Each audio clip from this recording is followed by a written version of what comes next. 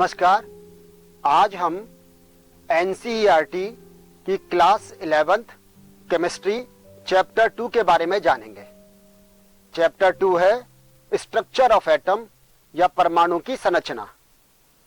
इस चैप्टर को पढ़ने के बाद और इसको समझने के बाद हम कई बातें जान पाएंगे जो परमाणु की संरचना के संदर्भ में है।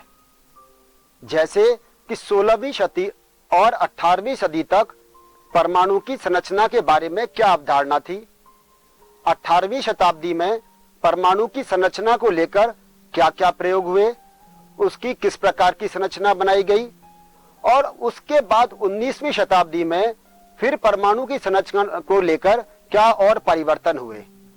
आप जानते हैं आज हम गॉड पार्टिकल तक पहुंच चुके हैं, लेकिन पहले इसके बारे में किस प्रकार की संरचना थी, क्या क्या इसके बारे में बताया गया, वह हमें यहाँ पर पढ़ना है। एक बात और देखें यहाँ पर, जैसे कि हम छोटी कक्षाओं में पढ़कर आए हैं कि विज्ञान क्या है, तो कहते हैं कि तथ्यों के क्रमबद्ध ज्ञान को विज्ञान कहते हैं। तो यहाँ भी हम देखेंगे इस चैप्टर में कि एक क्रमिक रूप से परमाणु की संरचना के मॉडलों का विकास हुआ। अगर आप देखेंगे कि पहले डाल्टन ने किस प्रकार की परमाणु संरचना दी, उसके बाद थॉमसन ने क्या कहा, फिर रदरफोर्ड ने किस प्रकार का मॉडल दिया, बोर ने किस प्रकार का मॉडल दिया, ये सब हम जान पाएंगे। एक और विशेषता जो इस चैप्टर की है वह हमें ध्यान से देखनी है। एनसीएफ 2005 की अगर साइंस के पोजीशन पेपर की बात करें तो वहां हमें कुछ वैलिडिटीज मिलती हैं, कुछ वैधताएं बताई गई हैं। जैसे कंटेंट वैलिडिटी है, विषय वस्तु वैधता, as appropriate validity, environmental validity. तो वहीं पर एक इंपॉर्टेंट बात आती है हिस्टोरिकल वैलिडिटी, यानी कि ऐतिहासिक वैधता। इस ऐतिहासिक वैधता में यह लिखा गया है कि अगर आज हमारे सामने हमारे समक्ष जो विज्ञान है, केवल उसको जानने के बजाय इससे पूर्व इतिहास में विज्ञान का कैसे विकास हुआ, या इसे हम परमाणु संरचना के बारे में बात करें कि हमें इसकी पास्ट हिस्ट्री को भी जानना पड़ेगा, जिससे कि हमें पूरी समझ बनेगी कि परमाणु की संरचना किस प्रकार की है और कैसे कैसे छोटे छोटे प्रयोगों के द्वारा और फिर नए हम आज जिस आयाम तक पहुंचे हैं कि परमाणु की संरचना किस प्रकार विकसित हुई है। तो हिस्टोरिकल वैलिडिटी को लेकर भी यह चैप्टर बहुत इंपॉर्टेंट हो जाता है। अगर हम बात करें परमाणु की संरचना के बारे में, तो सबसे पहले भारतीय वैज्ञानिक कणाद की, तो उन्होंने कहा था कि वह कण वह छोटे से छोटा है जिसमें पदार्थ के सभी गुण विद्यमान रहते हैं। डाल्टन के अनुसार परमाणु एक ग्रीक शब्द है जिसका अर्थ है अविभाज्य, अर्थात वह अंतिम कण जिसे विभाजित नहीं किया जा सकता है।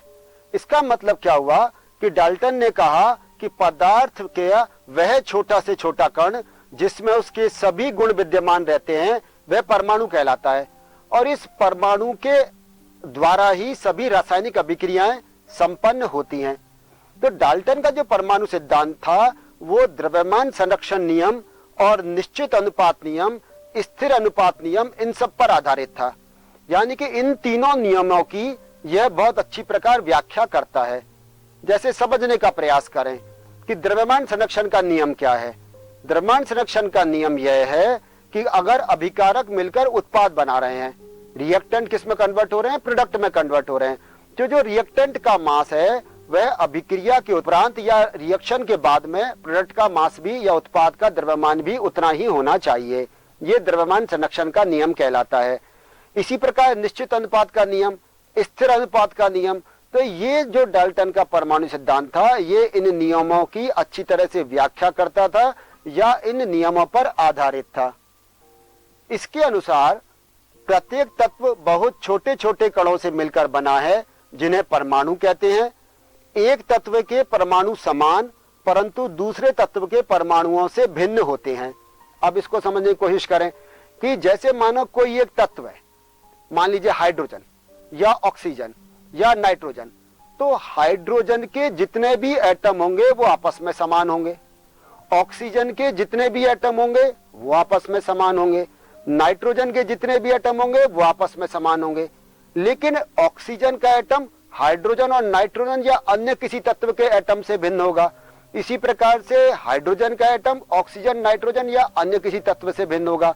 तो एक तत्व के परमाणु आपस में समान होते हैं परंतु दूसरे तत्व के परमाणु से भिन्न होते हैं।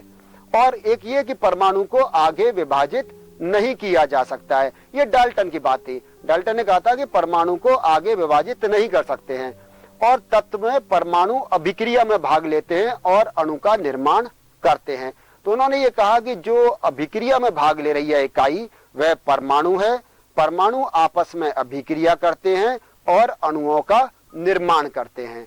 ये सभी बातें किसमें कहलाती है? डाल्टन के परमाणुवाद का सिद्धांत कहलाता है, या इसको डाल्टन का सिद्धांत भी कहते हैं। तो इस सिद्धांत से हमें स्पष्ट समझ में आ रहा है कि डाल्टन ने परमाणु को एक ऐसी इकाई के रूप में माना था जो अविभाज्य थी, जिसको आगे विभाजित नहीं किया जा सकता था। इलेक्ट्रॉन की खोज, अब इसको आप थोड़ा सा समझने का प्रयास करें यहां पर कि डाल्टन तक तो यह माना था कि परमाणु एक अविभाज्य कण है और यह निरावेशित होता है, इस पर कोई आवेश नहीं है। फिर क्या हुआ कि विलियम क्रुक्स ने एक प्रयोग किया जिसको हम डिस्चार्ज ट्यूब एक्सपेरिमेंट भी कहते हैं, विसर्जन नलिका प्रयोग भी कहते हैं।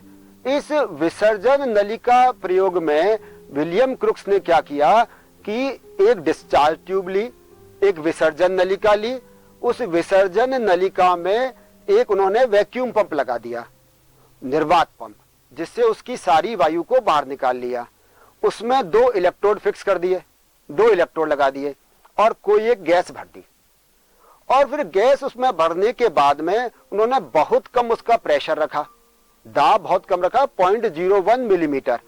और उस पर जो अप्लाइड वोल्टेज था वो था जो 10,000 वोल्ट, मतलब जो विभव था, प्रयुक्त विभव, वो बहुत अधिक, दाब बहुत कम था। विसर्जन नलिका को काम में लिया, 2 इलेक्ट्रोड लगाए उसमें और उसमें गैस भर दी और फिर उन्होंने उसको प्रयोग को देखा। तो जब विसर्जन नलिका में उन्होंने जो प्रयोग करके देखा तो उनको लगा कि कैथोड से, जो इलेक्ट्रोड कैथोड था, उससे कुछ किरणें निकल रही हैं, उस कैथोड से कुछ किरणें निकल रही हैं, जिसको उन्होंने क्या कहा? कैथोड रेस का। समझने की कोशिश करें, 2 इलेक्ट्रोड लगे हुए हैं, उन इलेक्ट्रोड से क्या है? रेज निकल रही हैं। पता कैसे चला वो कैथोड से निकल रही हैं? कि इस एनोड के पीछे उन्होंने क्या किया? एक जिंक सल्फाइड का एक कर्टेन या पर्दा लगा दिया या कोई फ्लोरोसेंट लगा दिया। ठीक है, अब क्या हुआ कि ये जो यहां से कैथोड से रेज निकली वो उस फ्लोरोसेंट कर्टेन पर, उस पर्दे पर उन्होंने सेंटिलेशन या उसमें निशान छोड़े।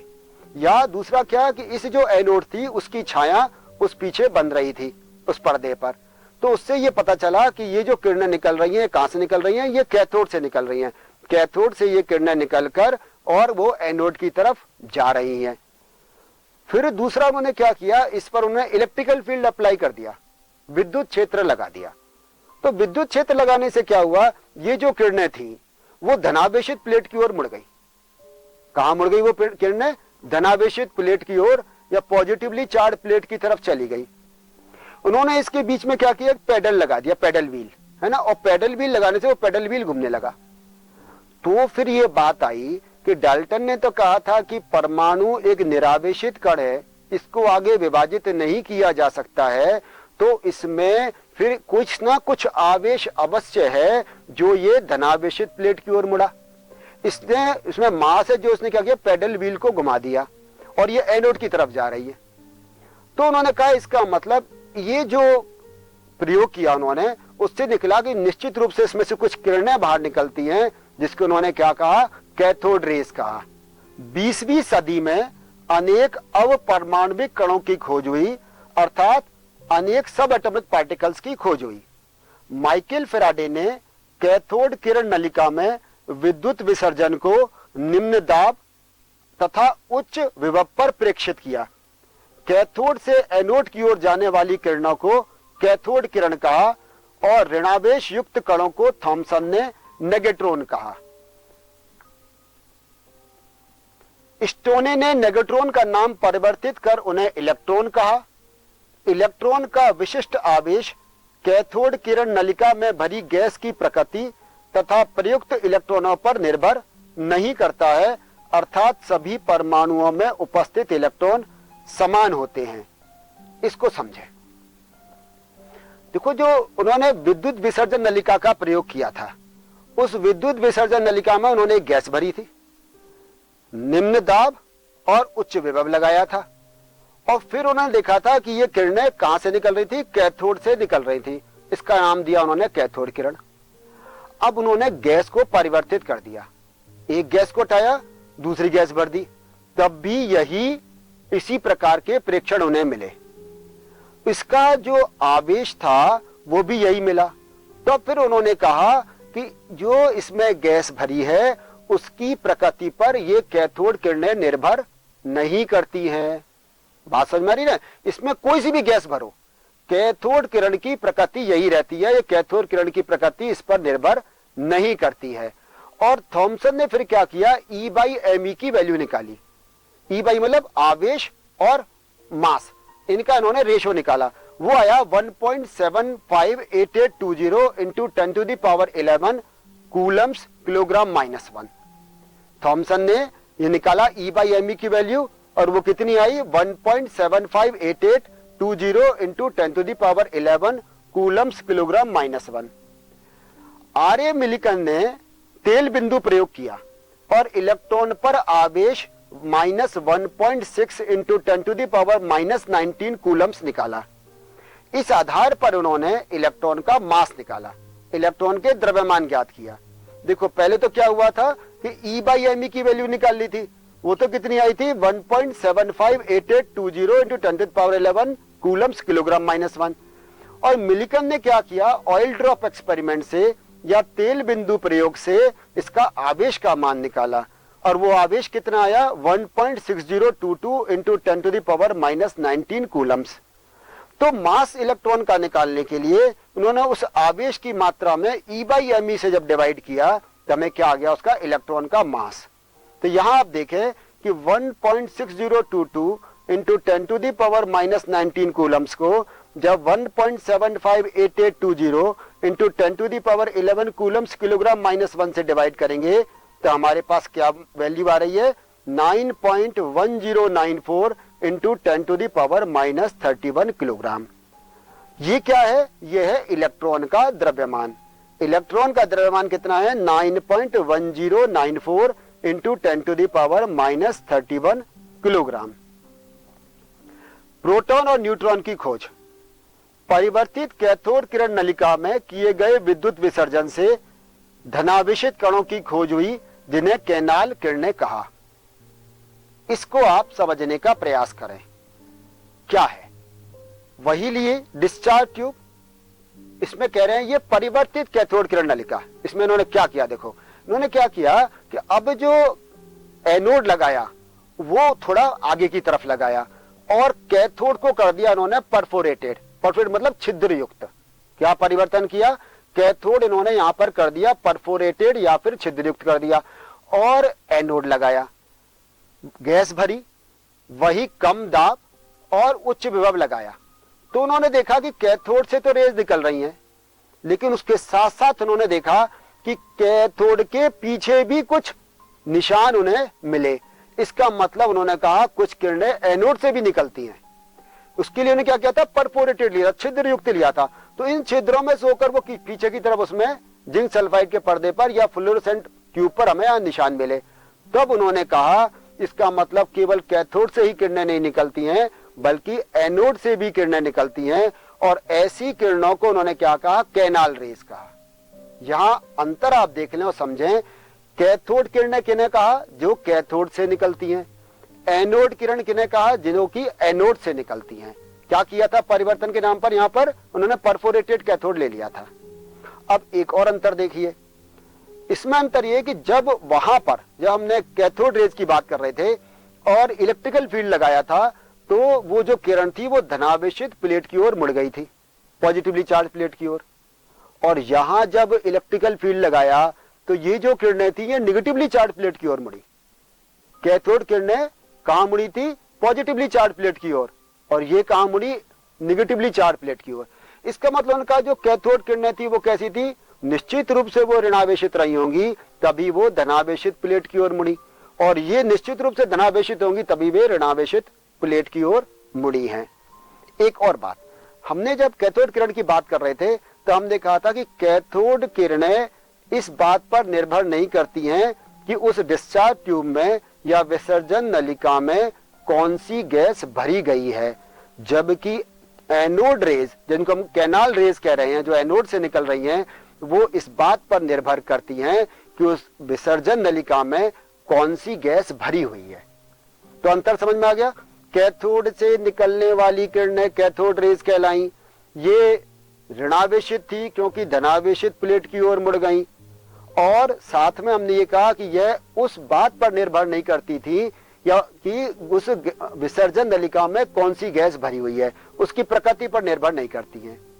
एनोड से निकलने वाली किरणें कैनाल रेज कहा है इनको, ये कहां मुड़ी, ये ऋणावेशित प्लेट की ओर, इसका मतलब ये धनावेशित है। और तीसरी बात ये कि ये जो विसर्जन नलिका में जो गैस भरी है उसकी प्रकृति पर निर्भर करती हैं।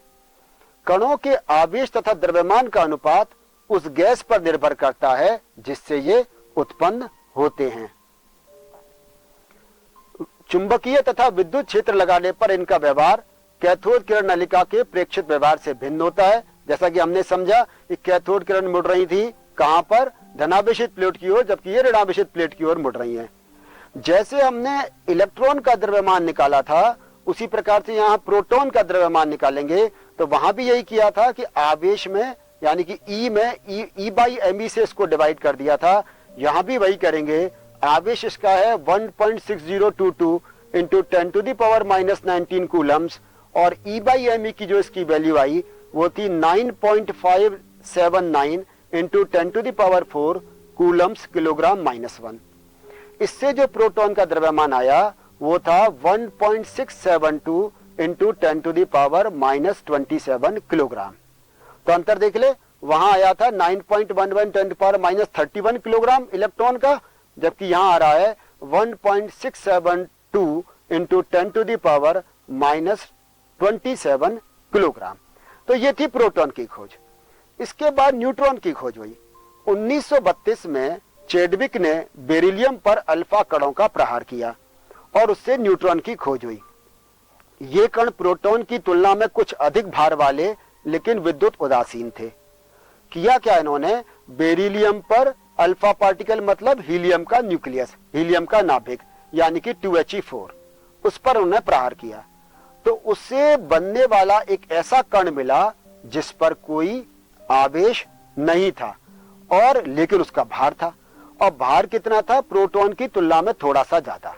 तो उन्होंने कहा इसका मतलब जो एटम है या परमाणु है उसमें इलेक्ट्रॉन और प्रोटॉन के अलावा एक कण और है जिस पर कोई आवेश नहीं है, लेकिन उसका जो द्रव्यमान है वो प्रोटॉन के द्रव्यमान की तुलना में थोड़ा सा ज्यादा है। हालांकि इलेक्ट्रॉन का द्रव्यमान था वो काफी कम था, आपने देखा था वो किस रेंज में था, 10 टू द पावर -31 किलोग्राम, और जबकि प्रोटॉन का जो द्रव्यमान है वो 10 टू द पावर -27 किलोग्राम है। तो उन्होंने देखा कि इलेक्ट्रॉन पर आवेश -1 था, प्रोटॉन का आवेश +1, और ये जो न्यूट्रॉन थे इन पर किसी प्रकार का कोई आवेश नहीं था, ये विद्युत उदासीन थे। यहां पे कंपैरेटिव टेबल देख रहे हैं, इलेक्ट्रॉन को स्मॉल ई से प्रदर्शित किया है। इसका आवेश देखें -1.6022 × 10⁻⁻19 कूलम्स। इसका जो रिलेटिव चार्ज या सापेक्ष आवेश है वो -1। इसका द्रव्यमान 1.90939 10⁻⁻31 किलोग्राम। इसका द्रव्यमान 0.0005486 AMU, या जिसको बाद में उन्होंने कहा 0U माना है। प्रोटॉन देखें स्मॉल p से रिप्रेजेंट करते हैं, इसका आवेश वही है जो इलेक्ट्रॉन का था, लेकिन यहाँ धन चिन्ह से दिखाते हैं या प्लस से दिखा रहे हैं। देखें यहाँ माइनस की जगह प्लस लगा हुआ है, plus 1.6022 into 10 to the power -19 coulombs. वहां सापेक्ष आवेश -1 था, यहाँ सापेक्ष आवेश क्या कह दिया हमने, +1, क्योंकि हमने कहा था ये धनावेशित करना है। और इसका जो द्रव्यमान है ये इलेक्ट्रॉन की तुलना में काफी अधिक है। आप देखें ये 1.67262 into 10 to the power -27 kilogram है, जो -10 to the power -31 kilogram electron के भार से काफी अधिक है। और इसका द्रव्यमान देखें U में, एटॉमिक मास यूनिट में, वो है 1.00727, जिसे 1 माना गया। इसी प्रकार न्यूट्रॉन को स्मॉल n से प्रदर्शित करते हैं। जैसा हमने पहले कहा, इस पर कोई आवेश नहीं होता, सापेक्ष आवेश इसका 0। इसका द्रव्यमान हमने कहा था प्रोटॉन की तुलना में थोड़ा सा अधिक है। आप यहाँ देख रहे हैं, आपको स्पष्ट दिखाई दे रहा है कि इसका द्रव्यमान 1.67493 इंटू 10⁻⁻27 किलोग्राम है, या इसको हम कहें 1.00867, और जिसको हमने 1U से प्रदर्शित करते हैं। थॉमसन मॉडल, थॉमसन ने सबसे पहले एटॉमिक मॉडल दिया था 1904 में। उनके अनुसार परमाणु जिसकी त्रिज्या लगभग 10⁻⁻10 मीटर में धनावेश समान रूप से वितरित रहता है, तथा इसमें इलेक्ट्रॉन इस प्रकार वितरित रहते हैं कि स्थायी विद्युत अवस्था प्राप्त हो सके। इस मॉडल को उन्होंने प्लम पुडिंग मॉडल अथवा रेजिंग पुडिंग मॉडल कहा। अब इसको समझने की कोशिश करें। थॉमसन ने पहला ऐसे व्यक्ति थे जिन्होंने एटॉमिक मॉडल दिया था या परमाणु की संरचना दी। उन समय 1904 में उन्होंने किस प्रकार की संरचना दी? उन्होंने कहा कि ये जो परमाणु एक गोले के समान है, उसमें धनावेश या पॉजिटिव चार्ज पूरे में समान रूप से वितरित है, और उसमें छोटे थोड़ी थोड़ी दूरी पर क्या है, इलेक्ट्रॉन एम्बेडेड है। कैसे समझे? उन्होंने कहा जैसे पूरा परमाणु हो गया तरबूज के समान, और उस तरबूज में जैसे छोटे छोटे बीज होते हैं, वह इन्होंने बीजों को माना इलेक्ट्रॉन, और पूरे तरबूज को क्या मान लिया, धनावेशित गोला परमाणु। तो इस प्रकार उन्होंने परमाणु का एक मॉडल दिया, जिसे प्लम पुडिंग मॉडल अथवा रेजिंग पुडिंग मॉडल भी कहते हैं। आपको चित्र में स्पष्ट दिखाई दे रहा है, एक पूरा धनावेशित गोला है और उसमें इलेक्ट्रॉन आपको दिखाई दे रहे हैं। इस मॉडल की कमियां, परमाणु के द्रव्यमान को परमाणु में समान रूप से वितरित माना। यह एक स्थैतिक मॉडल है जो इलेक्ट्रॉन की गतिशीलता को नहीं दर्शाता। यह परमाणु के स्थायित्व की व्याख्या नहीं करता है। देखो, ये आप जानते हैं, इस समय विज्ञान ने जो प्रगति की है उसके बाद हम समझ गए हैं कि परमाणु का धनावेशित भाग उसके केंद्र में स्थित है, जिसको हम नाभिक कहते हैं, जबकि इन्होंने क्या कहा था कि ये धनावेश पूरे में फैला हुआ है। तो ये इनकी एक ड्रॉबैक थी, एक कमी थी। इन्होंने पूरे में धनावेश को फैला हुआ माना था, जो कि वास्तव में होता क्या है, वो एक सेंटर में एक संकेंद्रित रहता है, या हम कह परमाणु का भार एक सेंटर में रहता है। दूसरा ये स्टैटिक मॉडल था, जबकि होता क्या, इलेक्ट्रॉन तो लगातार घूमते रहते हैं, इलेक्ट्रॉन लगातार चक्कर लगाते रहते हैं। तो इस तरह से उसमें ये इलेक्ट्रॉन की गतिशीलता को वो नहीं समझा पाए थे। और तीसरा था कि इन्होंने परमाणु की स्टेबिलिटी के बारे में या स्थायित्व के बारे में कोई बात नहीं की थी। रदरफोर्ड मॉडल, ये जो थॉमसन की कमियां निकली वो रदरफोर्ड मॉडल से। रदरफोर्ड ने क्या किया, एक गोल्ड लीफ ली, एक सोने की पत्ती बहुत पतली 100 नैनोमीटर वाली, और उस पर उन्होंने क्या किया कि अल्फा पार्टिकल का बम्बार्डमेंट कराया। अल्फा कणों का उन्होंने प्रहार किया। अल्फा कण आप जानते हैं क्या है, हीलियम के नाभिक को, हीलियम के न्यूक्लियस को अल्फा पार्टिकल कहते हैं। 2He4 2 positive. तो हीलियम का नाभिक क्या कहलाता है, अल्फा पार्टिकल। उसका बम्बार्डमेंट किस पर किया, गोल्ड फॉइल पर किया, सोने की पतली पत्ती पर, जो कितनी थी, कुल 100 नैनोमीटर मोटी थी। अब यदि थॉमसन का मॉडल होता, ये अल्फा पार्टिकल कैसे है, ये हीलियम का नाभिक कैसा है, पॉजिटिवली चार्ज। तो पॉजिटिव चार्ज, और वो थॉमसन ने कहा था सारे में पॉजिटिव चार्ज समान रूप से वितरित है। तो होना क्या चाहिए था कि ये जो अल्फा पार्टिकल भेजे, ये टकराकर वापस आ जाने चाहिए थे, या इनका बहुत ज्यादा डिफ्लेक्शन, विक्षेपण होना चाहिए था। लेकिन वास्तव में ऐसा हुआ नहीं। जब उन्होंने प्रेक्षण लिए तो उन्होंने देखा कि जब अल्फा पार्टिकल को भेजा तो अधिकांश अल्फा पार्टिकल बिना किसी डिफ्लेक्शन के, बिना किसी विक्षेपण के सीधे निकल गए। तो उनको बड़ा आश्चर्य हुआ कि ऐसे कैसे हुआ। थॉमसन तो कहते हैं सारे में धनावेश है, तो जब सारे में धनावेश है तो फिर ये सीधे कैसे निकल गए। फिर कुछ अल्फा कण थे, अल्फा पार्टिकल ऐसे थे जो कुछ एंगल से डिफ्लेक्ट हो गए या विक्षेपित हो गए, और 20,000 में से एक, लगभग ऐसा माना कि 20,000 में से एक अल्फा पार्टिकल टकराकर वापस आ गया। यह रदरफोर्ड के लिए बड़ी आश्चर्यजनक घटना थी। उनके ही शब्दों में उन्होंने कहा कि यह उनके लिए इतनी आश्चर्यजनक घटना है कि एक 15 इंच मोटी तोप से निकला गोला एक पतले कागज से टकराकर वापस बाउंस बैक हुआ और चलाने वाले पर ही वार कर बैठा। आप देखिए कितनी आश्चर्यजनक बात कही है, उनके ही शब्द हैं रदरफोर्ड के। उन्होंने कहा एक 15 इंच मोटी तोप से गोला निकला, एक पतले कागज से टकराए और टकराने के बाद उल्टा आ जाए और चलाने वाले पर वार कर बैठे। उन्होंने कहा ऐसा क्या है परमाणु में, ऐसा क्या है उसमें कि एक इतने ज्यादा एनर्जी वाले अल्फा पार्टिकल और फिर एक पतली सी सोने की पन्नी से टकराकर उनमें से एक कण बाउंस बैक हो गया। इसका मतलब उन्होंने कहा कि इसके परमाणु के सेंटर में कोई ना कोई एक ऐसी चीज अवश्य है जहां पर कि बहुत अधिक धनावेश इकट्ठा है, और वो धनावेश इस धनावेश पे क्या पास गया। हम जानते हैं समान आवेश में प्रतिकर्षण होता है, इस कारण से वो टकराकर वापस आ गए। तो यहां देख उन्होंने कहा कि अधिकांश अल्फा कण 99.9% बिना विक्षेपित हुए निकल गए, कुछ कण बहुत कम कोण से विचलित हुए और बहुत कम कण लगभग 20,000 में से 180 कोण पर विक्षेपित हो गया। यह आप देख रहे हैं यहां पर अल्फा कणों का एक सोर्स आपको दिखाई दे रहा होगा, लेड प्लेट जिसमें से एक उन्होंने पार्टिकल को गुजारा अल्फा पार्टिकल को, और सेंटर में आपको एक क्या दिख रही है, सोने की पन्नी लगी हुई। चारों तरफ उसके फोटोग्राफिक प्लेट लगा दी है और फोटोग्राफिक प्लेट पर आप देख रहे हैं कि इस प्रकार से जब उठकर टकरा रहे हैं तो उनका सिंटिलेशन या उनका चिन्ह दिखाई दे रहा है। आप नीचे वाले डायग्राम को देखें तो अधिकतर तो जो अल्फा पार्टिकल्स हैं वो बिना टकराए हुए, बिना विक्षेपण के सीधे निकल गए। कुछ क्या हुआ, छोटे मोटे कोण से विक्षेपित हो गए, और लगभग 20,000 में से एक ऐसा कण था जो वापस से बाउंस बैक हुआ और पुनः वापस आ गया। तो रदरफोर्ड मॉडल ने के निष्कर्ष क्या निकले, रदरफोर्ड ने क्या निष्कर्ष निकाला।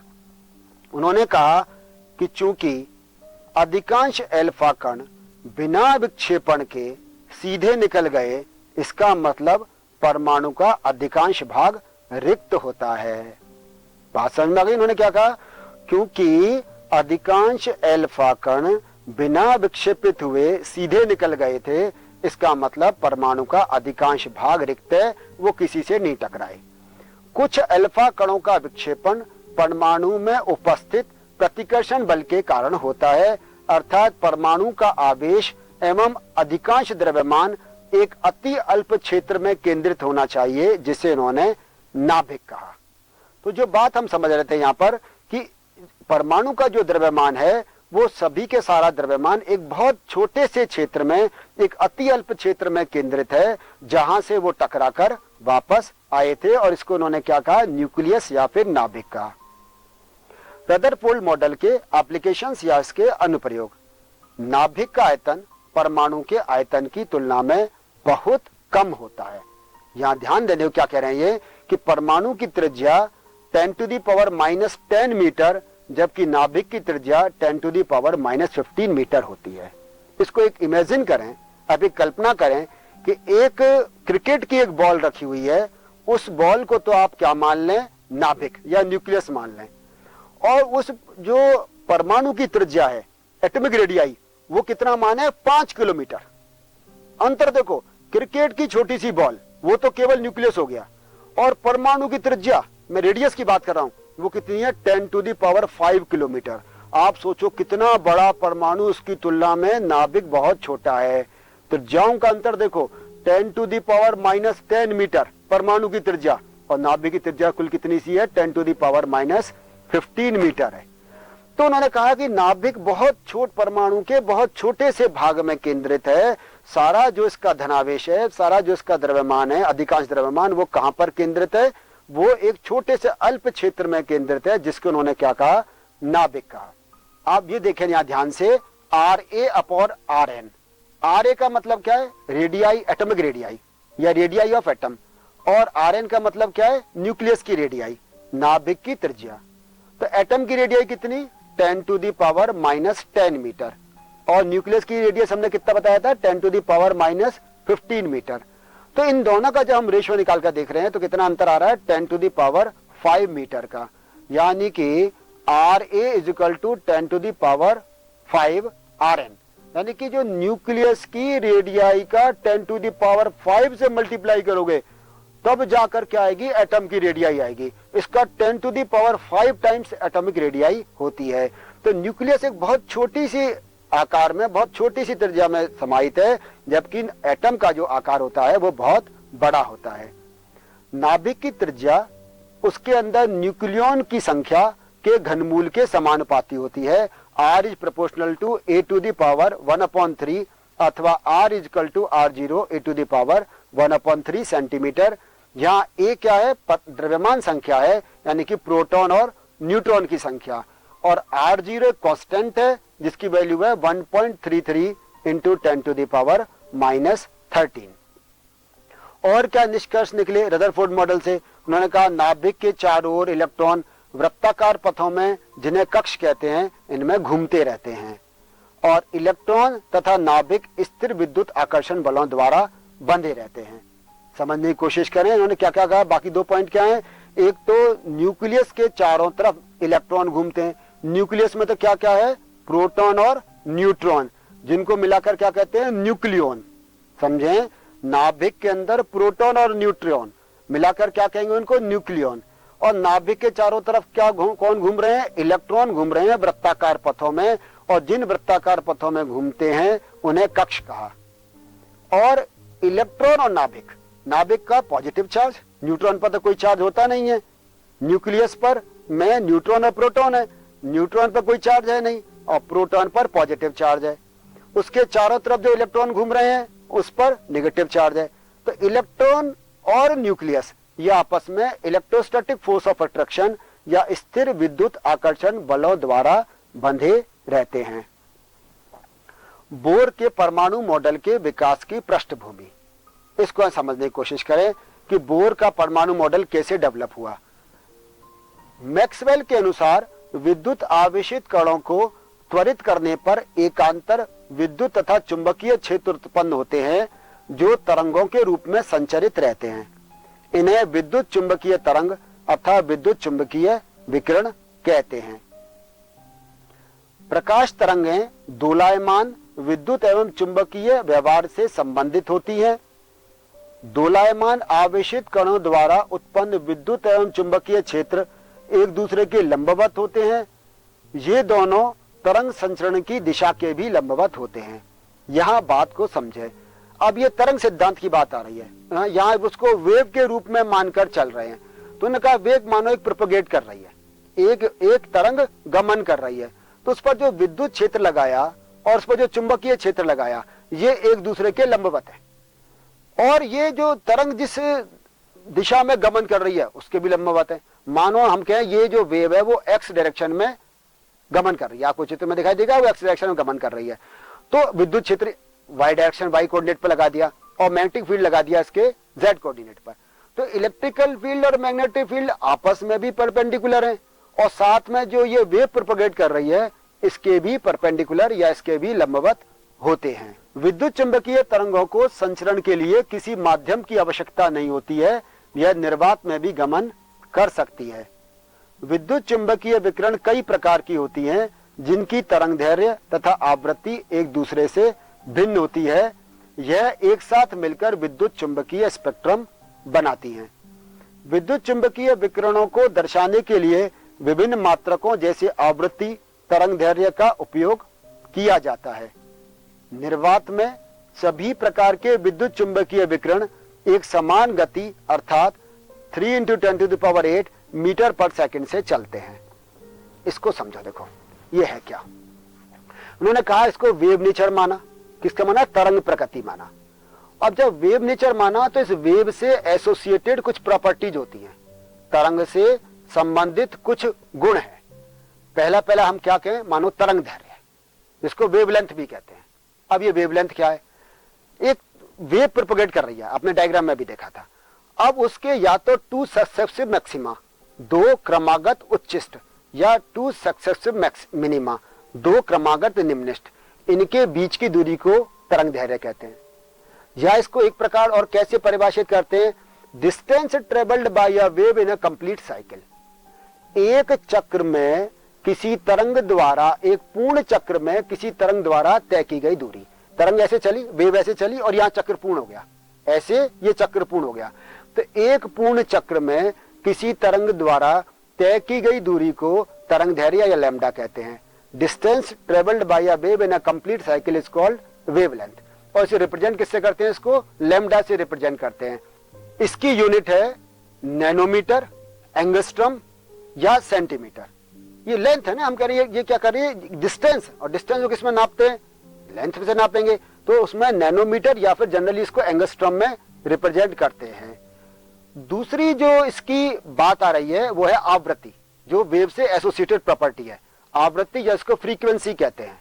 तो फ्रीक्वेंसी को समझें, यहां पर क्या है कि एक पर्टिकुलर पॉइंट है, उससे 1 सेकंड में ऐसे कितने साइकिल्स पास हो गए, कितनी तरंग दैर्घ्य गुजर गई। बात समझ में आई? Number of cycles passing through a point in 1 second. 1 second में एक बिंदु से गुजरने वाले तरंग दैर्घ्यों अथवा चक्रों की संख्या को आवृत्ति कहते हैं।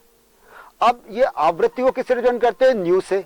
यूनिट क्या होगी इसकी? साइकिल्स पर सेकंड। हमने कहा ना चक्र 1 सेकंड में, तो या तो साइकिल्स पर सेकंड या इसकी यूनिट देते हैं हर्ट्ज। इसको हर्ट्ज कहते हैं। एक तीसरी एक प्रॉपर्टी होती है, वो है तरंग संख्या या wave number. Reciprocal of the wavelength is called wave number. तरंग दैर्घ्य के व्युत्क्रम को तरंग संख्या कहते हैं। किससे रिप्रेजेंट करते हैं? न्यू बार से। न्यू बार से रिप्रेजेंट करते हैं और इसकी यूनिट क्या है? सेंटीमीटर -1। तो ये 3-4 प्रॉपर्टी जब हम वेव नेचर पढ़ रहे हैं तो आप इनकी इन 3-4 कैरेक्टरिस्टिक्स को ध्यान में रखें।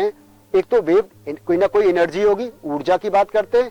दूसरा हमने कहा तरंग दैर्घ्य या वेवलेंथ, जिसको लैम्डा से रिप्रेजेंट करते हैं। तीसरा हमने कहा आवृत्ति न्यू, उसकी यूनिट है हर्ट्ज। और चौथा हमने कहा वेव नंबर, जिसको हम रिप्रेजेंट करते हैं न्यू बार से, जो 1/λ के बराबर होती है। तो इलेक्ट्रोमैग्नेटिक स्पेक्ट्रम को उन्होंने ध्यान से देखा और उसके बाद उन्होंने कहा कि ये जो तरंग है ये किस प्रकार से प्रोपेगेट कर रही है। वहां से ये तरंग सिद्धांत शुरू हुआ था। हाँ, तो आज की क्लास में हमने यह सीखा कि परमाणु संरचना का कैसे विकास हुआ, परमाणु के संरचना के बारे में किस प्रकार से मॉडल बने। सबसे पहले हमने डाल्टन एटॉमिक थ्योरी देखी, डाल्टन का परमाणु सिद्धांत, जिसको उन्होंने माना था कि परमाणु एक अविभाज्य कण है। फिर उसके बाद डाल्टन के बाद में कुछ विलियम क्रुक्स के और फेराडे ने एक्सपेरिमेंट्स किए, कैथोड किरण लेकर कैथोड किरणों की खोज हुई। तब ये माना कि परमाणु के अंदर भी कुछ होता है। फिर हमने सीखा कि कैथोड किरणों की क्या क्या प्रकृति है। उसके बाद हमने प्रोटॉन और न्यूट्रॉन की खोज में हमने केनाल किरणों के बारे में सीखा। फिर देखा कि केनाल किरणों के बाद में प्रोटॉन का आवेश, इलेक्ट्रॉन का आवेश, उनका द्रव्यमान और उनका फिर वो सापेक्ष द्रव्यमान कितना था, इस सब के बारे में हमने जाना। इसके बाद परमाणु का जो सबसे पहले मॉडल 1904 में दिया था थॉमसन ने, जिसको रेजिंग पुडिंग मॉडल या प्लम पुडिंग मॉडल भी कहते हैं, उसके बारे में हमने जाना। उसके बाद उसकी में क्या कमियां रही, जिसको लेकर रदरफोर्ड ने मॉडल दिया। रदरफोर्ड का गोल्डन लीफ एक्सपेरिमेंट या स्वर्ण पत्ती प्रयोग के बारे में हमने जाना। रदरफोर्ड ने उससे क्या प्रेक्षण लिए, उनके क्या क्या निष्कर्ष निकले, और उन निष्कर्ष के आधार पर रदरफोर्ड ने बताया कि परमाणु का अधिकांश भाग रिक्त है और उसका जो सारा द्रव्यमान है वो एक केंद्र में स्थित है और इलेक्ट्रॉन चारों तरफ उसके वृत्ताकार पथ में चक्कर लगाते रहते हैं।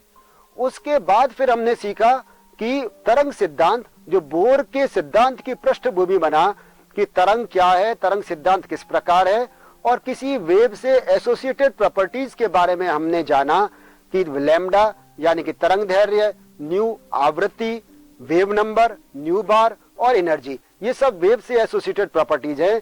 इनके बारे में हमने इस क्लास में जाना। तो हमारी कुछ समझ बनी कि हम परमाणु की संरचना की शुरुआत कहां से हुई थी और किस प्रकार आते आते ये बोर के मॉडल के विकास की पृष्ठभूमि बना। इसके अगली क्लास में हम सीखेंगे बोर का मॉडल क्या है, प्लैंक का क्वांटम सिद्धांत क्या किस प्रकार से दिया गया, क्लासिकल मैकेनिक्स क्या थी, वेव मैकेनिक्स का कैसे डेवलपमेंट हुआ। फिर हम फोटो इलेक्ट्रिक इफेक्ट के बारे में जानेंगे, हम आदर्श कृष्णिका के बारे में जानेंगे। तो ये सब हम अपनी अगली क्लास में पढ़ेंगे। नमस्कार।